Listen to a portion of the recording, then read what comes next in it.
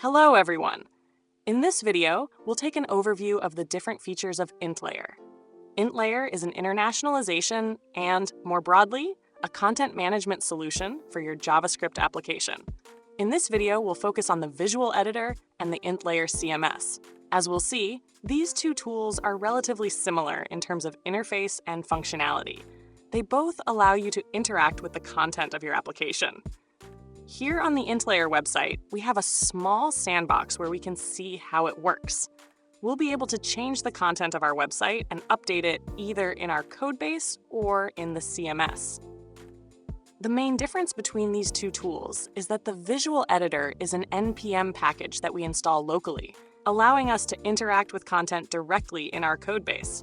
In contrast, the CMS allows us to outsource content and grant access to specific team members to manage that outsourced content. Note that to use these tools, you must first have Intlayer configured in your application. If that's not the case, I invite you to refer to the Intlayer documentation. Let's start by installing the visual editor. To do that, we run the command npm install intlayer editor and save it as a dev dependency. Now that the visual editor is installed, we can launch it using the command npx intlayer-editor start. We see that the visual editor launches on port 8000.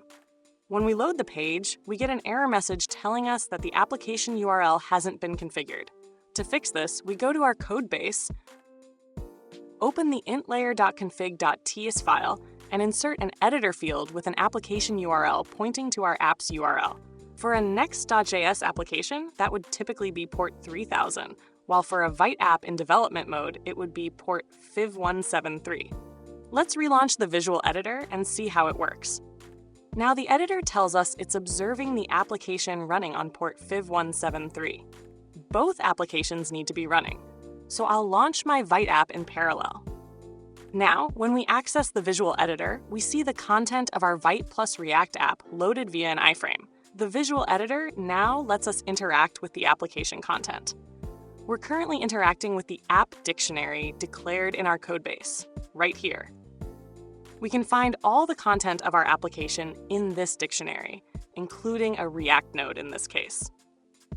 We also have access to a more advanced interface that lets us modify the structure of our dictionary and gives us more control over the content. Now I'll download the changes I just made to the dictionary. I click on Download. I get a confirmation message, since Intlayer will convert the file, previously declared in TSX, into JSON. Going back to our codebase, we now see that the app.content.tsx file has been replaced by a JSON file containing the same content. The advantage of TypeScript is that when managing content locally, it offers better maintainability and is less verbose than JSON, especially when declaring React Node. However, it's through the JSON files that Intlayer can interact via the visual editor or the CMS. So we've seen how to internationalize the content of our codebase. Now let's talk about outsourcing content with Intlayer. Why would we want to outsource our application's content? The first use case is for service companies, being able to give clients access to manage their content without hard-coding it into the codebase. Another use case is delegating copywriting to specific people for specific languages, like English, Arabic, Spanish, etc. One of the strengths of Intlayer and the CMS is the ability to update the app's content on the fly, without rebuilding a new version. Let's see how to outsource our app's content. In the CMS documentation, we'll see that we need to add a client ID and client secret to the intlayer.config.ts file. The first step is to obtain a client ID and a client secret. To do that, go to the dashboard and create an organization. If you don't already have an account, create one first. Now I'll create an organization called YouTube Tutorial. I can add members, then create a project also called YouTube Tutorial. Within this project, we can manage members who will have access to edit our app's content. We also get a message saying the project hasn't been configured yet. To configure it, we'll create an access key. I'll call it test, optionally set an expiration date, and give it read, write, and admin permissions, including dictionary creation and deletion. I'll also give it write access to the project to update our configuration. Now I create the access key and retrieve the client ID and client secret, which I'll add as environment variables in my app.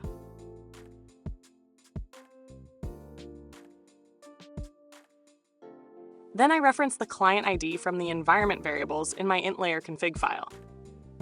Next, let's validate the app's content using the command npx intlayer config get. We'll now see our client ID and client secret. If everything looks good, we push the project configuration with the command npx intlayer config push. We then get a confirmation. Going back to the project dashboard, we now see our app's configuration has been set. Now we can go to the editor and access our app's content on the CMS. We see in the CMS that our app dictionary is still local, not yet published, and still attached to our codebase. We can also verify this through the visual editor.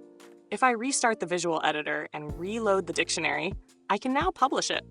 I'll change the title content to remote content and publish the dictionary. Now we'll see our dictionary listed in the content section of the dashboard. Here, we find an interface very similar to the visual editor. We can modify the content structure, for example, by adding Markdown. We can edit content in one or more languages. We can also add metadata, which helps AI tools understand the dictionary's purpose and add any needed instructions. For those familiar with JSON, there's also a space for managing content directly as a JSON file.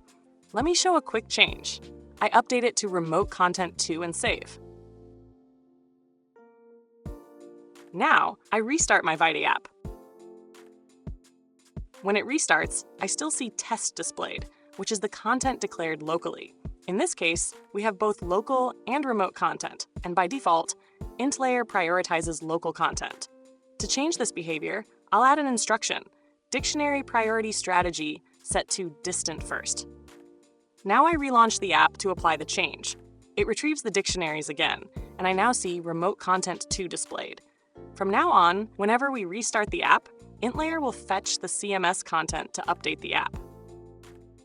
We might also want to interact with the CMS and remote dictionaries via command line. Intlayer provides commands like dictionaries pull to retrieve remote dictionaries. We can also specify a single dictionary to fetch, for example, app. And there are many other available commands detailed in the documentation. So, I hope this video was helpful. If it was, you know what to do. Drop a like. Tell me in the comments what you thought of the solution. And if you like what Intlayer is offering, check out the GitHub repo and support it with a star. Feel free to report bugs or suggest features via issues on GitHub.